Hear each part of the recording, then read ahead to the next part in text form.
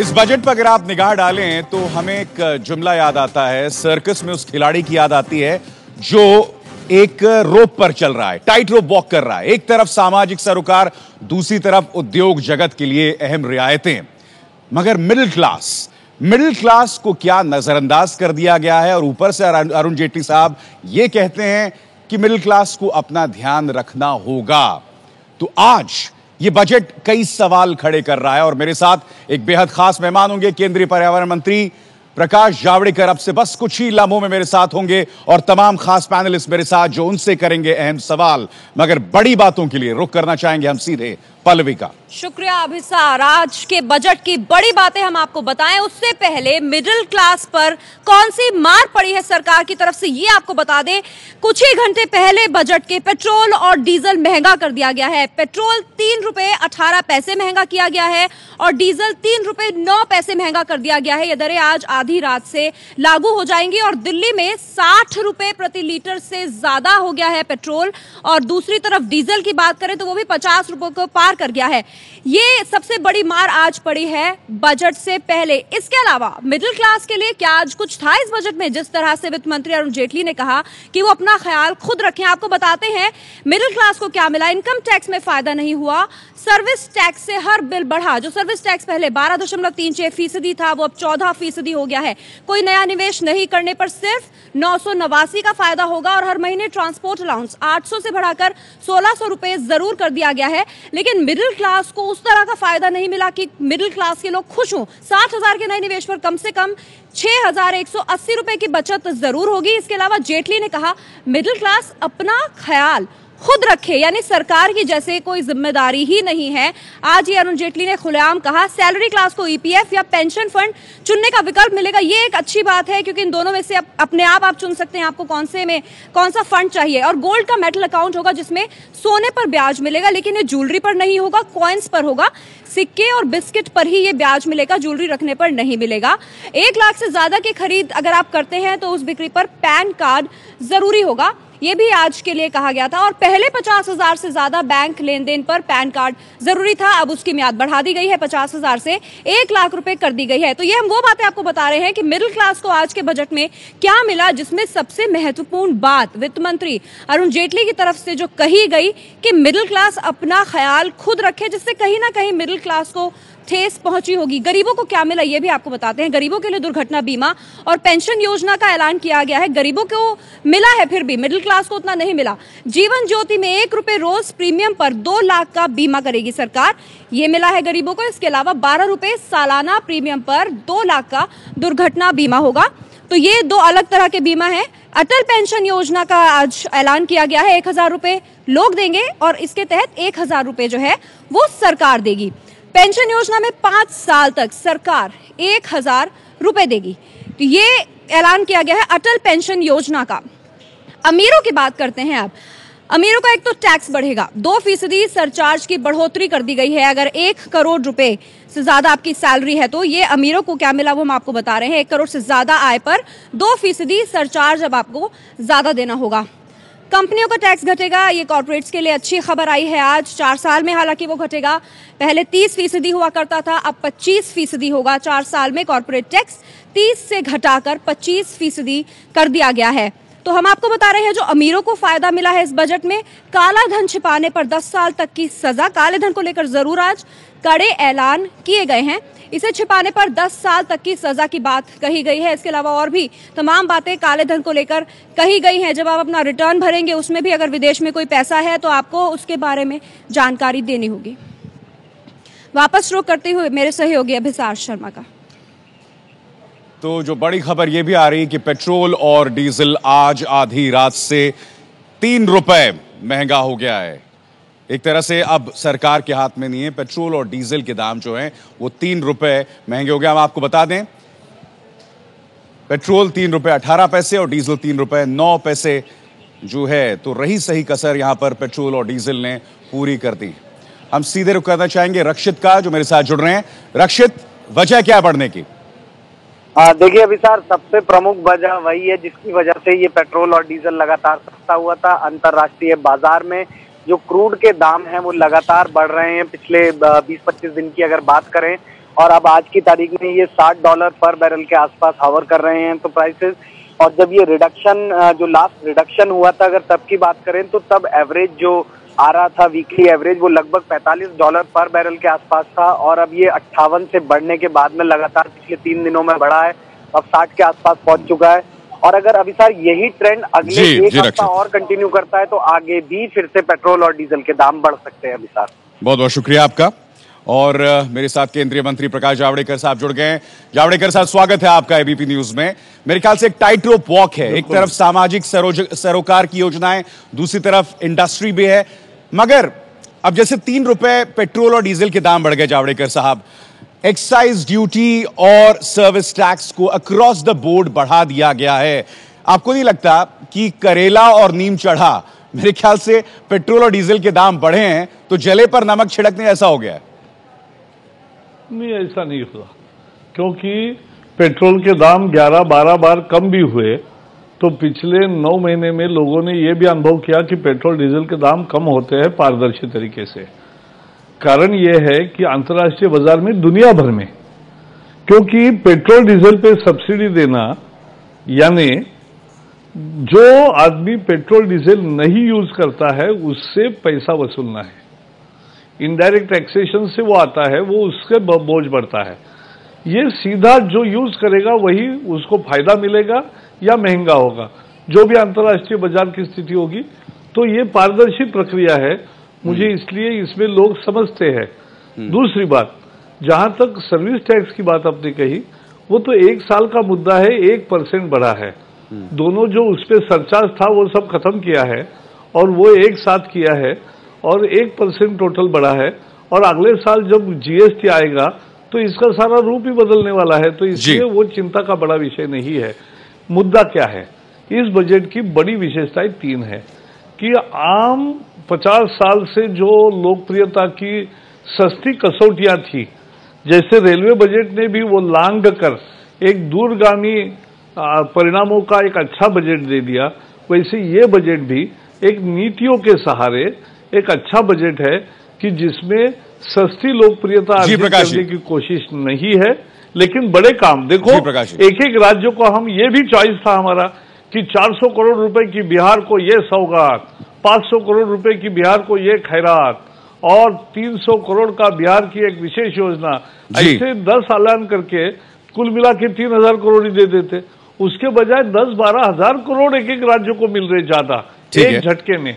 तो ये प्रतिबद्धता है मोदी जी की कोऑपरेटिव फेडरलिज्म में, राज्यों पर विश्वास करने में कि राज्य अपनी योग्यता से और अपनी जरूरतों के आधार पर योजना का लिए अब धन दिया है। प्रकाश जी, आप उन आरोपों को क्या कहेंगे कि ये बजट जो है एंटी मिडिल क्लास है? और मैं चिदम्बरम साहब को कोट करना चाहूंगा कि वित्त मंत्री ने लगभग ये कह दिया है कि जब तक ग्रोथ की प्रक्रिया चल रही है, you please fend for yourself. Excise duty आपने ऑन बोर्ड बढ़ा दिए हैं, तो क्या यह कहना सही होगा? और एक तरह से एक इशारा भी कर रहे हैं अरुण जेटली साहब कि मिडिल क्लास को अपना ख्याल खुद रखना होगा। उन आरोपों पर क्या कहते हैं आप? नहीं, ये आरोप कहाँ है? ये बताने की हिम्मत भी होनी चाहिए कि भाई अमीर का टैक्स बढ़ेगा, मध्यम वर्ग अपना ख्याल करेगा, लेकिन उनको भी देखो प्रोडक्टिव बचत के सुविधा, बचत जो करेगा उसको टैक्स रिबेट मिलेगा। वी आर इंसेंटिवाइजिंग सेविंग्स, ये उसमें धारणा है। और इसलिए जिसे प्रोडक्टिव सब्सिडी रेजिम बोलते हैं, उत्पादक सब्सिडी रेजिम, यानी आसानी से सब्सिडी बांटना, ये कोई अच्छा अर्थनीति नहीं है। जिससे उत्पादन को प्रक्रिया बढ़ेगी यानी सेविंग्स बढ़ेगा, उसको मिलेगा। 4 लाख तक की सीमा अब बढ़ी है कि वहां तक जाके 1 लाख करोड़ रुपए, 1 लाख का लगभग टैक्स की रियायत मिलेगी आपको। ठीक है, चलिए सवालों का सिलसिला शुरू करते हैं। पहला सवाल शंकर अय्यर पूछ रहे हैं। शंकर, प्रकाश जी, आपने थोड़ी देर पहले ये बताया कि मोदी जी का बहुत विश्वास है ऑन कोऑपरेटिव फेडरलिज्म, तो इसमें इस बजट में एक रेफरेंस है, जेटली जी ने कहा है कि कैसे परमिशंस को चेंज करके रेगुलेटरी अथॉरिटी की तरफ जाएंगे। अगर आपको राज्यों पर विश्वास है और कोऑपरेटिव फेडरलिज्म पर विश्वास है, क्यों ना वो सारे परमिशंस जो आपके यहाँ आते हो या अन्य केंद्रीय मंत्रालयों में आते हैं उसको कंसोलिडेट करके डिसेंट्रलाइज करके स्टेट्स में भेज दिया जाए। मुझे कहा गया है कि पावर की एक प्रोजेक्ट के लिए कोई 90 क्लियरेंसेस लगते हैं, उसमें कई सारे सेंटर के होते हैं, कई सारे स्टेट्स के होते हैं। तो ये डिसेंट्रलाइजेशन कब होगा? मैंने शुरू कर दिया। शंकर जी, आपको खुशी होगी कि मेरे पास 90% फाइल फॉरेस्ट के रीफॉरेस्ट्रेशन के, उसको पहले फॉरेस्ट डाइवर्जन कहते थे, मैंने रीफॉरेस्ट्रेशन कहना शुरू कर दिया क्योंकि उसमें तो ज्यादा पेड़ लगा रहे हम। तो इसलिए रीफॉरेस्ट्रेशन के ऐसे प्रोजेक्ट्स 90% केसेस 40 हेक्टेयर तक के होते थे। ये पूरा का पूरा अधिकार हमने विकेंद्रित कर दिया। हमारी विभागों की समितियां, रीजनल कमिटीज है, उसमें हर उस राज्य के फॉरेस्ट सचिव और रेवेन्यू सचिव को उसमें स्थान दिया, मेंबर बनाया और वो अब निर्णय करते हैं। मेरे पास नहीं फाइल आती। This is complete delegation of ministers power. हाँ, मेरा प्रश्न ये था कि कोई पावर प्रोजेक्ट वाले आपके पास क्यों आए? राज्य में पावर प्रोजेक्ट लग रहा है। मैं बता रहा हूँ, एक मिनट, तो वो डिसेंट्रलाइजेशन मैं बता रहा हूँ भाई। अरे वही मैं बता रहा हूँ। अब हमारे पास फॉरेस्ट में अगर कोई प्रोजेक्ट लगता है, लीनियर प्रोजेक्ट्स है, सड़क बनेगी, सिंचाई बनेगा, ड्रिंकिंग ये बनेगा, पाइपलाइन डालना, ये भी मेरे पास आते थे। हमने बंद कर दिया, हमने डिसेंट्रलाइज कर दिया। जो इंडस्ट्री लगानी है, फॉरेस्ट में थोड़ी जमीन है उसमें, तो वो भी हमने दे दिया। अब जो केवल पर्यावरण का मुद्दा है कि जहां एनवायरमेंट पे इम्पैक्ट होता है, अब वहां भी हम ऑटोमेटिक रूट पे जा रहे हैं। हमने 34 सेक्टर्स के उसके मापदंड तैयार कर दिए हैं कि उसकी क्वालिटी क्या होगी, कैसे क्या ये संयंत्र लगेंगे और जो ये ऑटोमेटिक पालन करेगा। ठीक है प्रकाश जी, अगला सवाल लेते हैं। ठीक है प्रकाश जी, अगला सवाल लेते हैं। प्रांजल शर्मा आपसे सवाल पूछेंगे। प्रांजल। प्रकाश जी, हम दिल्ली में रहते हैं, आप भी रहते हैं। यहाँ का जो हवा का जो प्रदूषण है, दिल्ली गैस का चेंबर बन गया है। इस तरह के कई शहर हैं देश में जहाँ पर जो प्रदूषण है बढ़ता चला जा रहा है। कई तो डिप्लोमेट्स हैं, वो कह रहे हैं कि हम इस राज्य में, शहर में रहना ही नहीं चाहते। इस बजट में एयर प्रदूषण को लेकर कोई भी सवाल नहीं था, कोई भी इसका मेंशन नहीं था। आपके मंत्रालय से और आपसे भी पूरी तरह से चुप्पी छाई हुई है। पिछले कुछ दिनों में हमने देखा इतने बड़े बड़े लेख आए हैं, शोध हुआ है इस पर। तो क्या कारण है कि आपका सरकार और पर्यावरण मंत्रालय इस मामले पर ध्यान नहीं दे रही है? प्रकाश जी, आप लगता है दबाव नहीं बना पाए, लगता है। नहीं, मैं पहले बता रहा हूं, इस बजट में भी उल्लेख है और हम ज्यादा ही उसमें एक्टिव है। हमने दिल्ली के मुख्यमंत्री को तुरंत पत्र लिख के कहा है कि दिल्ली की स्थिति बहुत गंभीर है, आप आइए और चर्चा करिए, क्योंकि यहाँ प्लान उनको शॉर्ट टर्म लॉन्ग टर्म का पहले भी जब सरकार बननी थी तो उसके पहले ही हमने तुरंत काम किया था। हम एक कॉम्प्रिहेंसिव इंडेक्स लगा रहे हैं, लेकिन इसमें कुछ प्रचार का भी भाग है, ये आप समझ लीजिए। आईटीओ के जगह एक दिन का टेम्परेचर या हवा का मापन करके हवा को बहुत बुरा कहेंगे, ये भी एक दुष्प्रचार का भाग होता है। हमारा 8 पैरामीटर्स का कॉम्पोजिट इंडेक्स होता है, वो 21 जगह दिल्ली में बिठाया है। लेकिन ये भी सच है कि दिल्ली समेत सभी शहरों की, और केवल भारत में नहीं दुनिया में सभी शहरों में, मुख्यतः व्हीकलर पोल्यूशन से और कोई विशेष कारण उस शहर के होते हैं। दिल्ली में तो 2 कारण अधिक है। जब फरवरी में और जनवरी फरवरी में जब अनाज जो बचा हुआ है, जो फसल काटने के बाद वो सब जला दिया जाता है, उसका स्मॉग बनता है और ठंड के दिन होते हैं, वो सब और दबा रहता है। एक दूसरा, राजस्थान से बहुत बड़ी धूल आती है, वो भी एक कारण है। तो ये हमारे यहाँ हर शहर के कुछ कारण है। किसी और दिन चर्चा करेंगे। आज बजट का दिन है। जरूर करो। बिल्कुल, आज बजट का दिन है। इनसे जुड़े मैं आपसे सवाल आगे भी लूंगा। एक बहुत ही छोटे से ब्रेक के लिए मैं रुक रहा हूं। हमारे साथ केंद्रीय मंत्री प्रकाश जावड़ेकर हैं, उनसे सवाल जारी हैं। लौटते हैं छोटे से ब्रेक के बाद।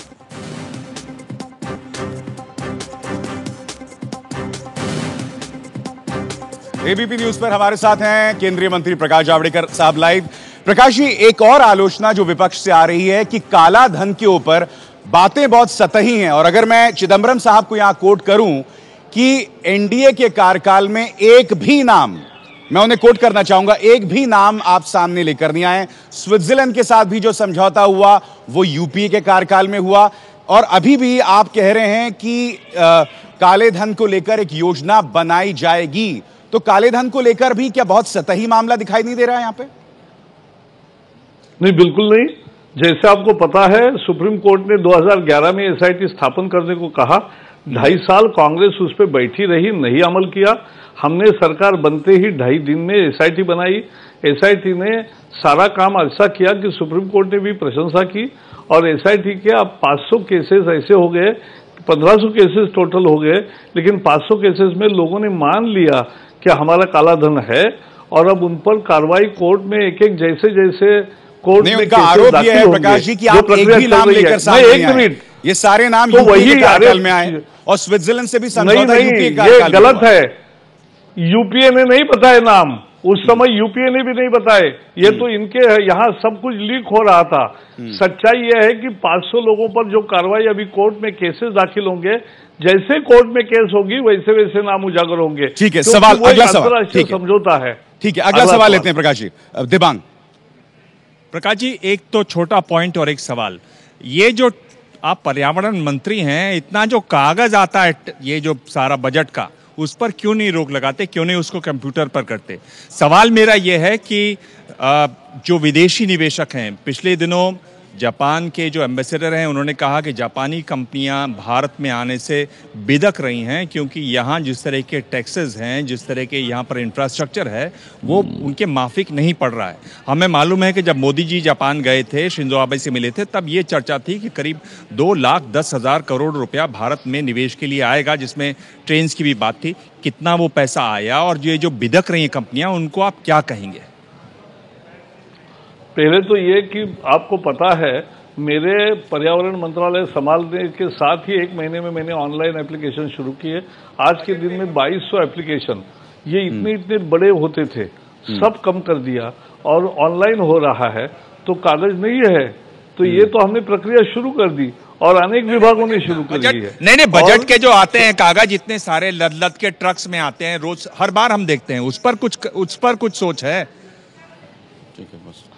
अरे भाई, आपको ये भी पता है कि पहले बजट के कितना और मिलता था, और अब कितनी सी छोटी पिशवी दी है, तो एकदम वो कम हो गया है।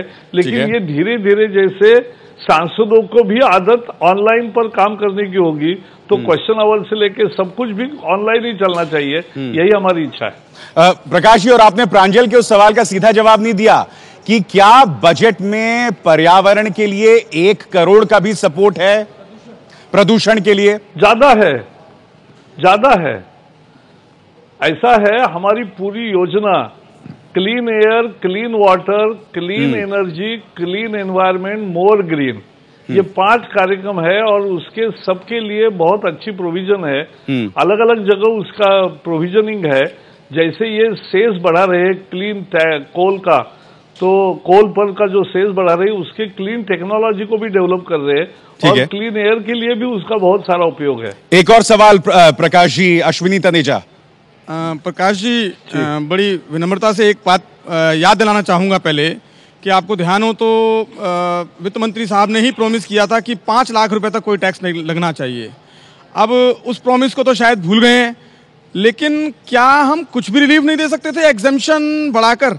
क्योंकि जो भी रिलीफ देने की कोशिश की जा रही है वो फोर्स्ड सेविंग से दी जा रही है, जैसा उन्होंने खुद बताया, और फोर्स्ड सेविंग का फायदा सिर्फ बड़े तबके के लोगों को होगा। एक बात। इसी में दूसरी पहलू ये है कि आपको एनआरआईज के लिए टैक्स कम करने के लिए तो आपको फिस्कल स्पेस मिल गया, उनका टैक्स रेट 25% से घटा के 10% कर दिया, रॉयल्टी का और फीफो टेक्निकल सर्विसेज का। तो आपने तो रेट मतलब कुछ भी बेनिफिट नहीं दिया।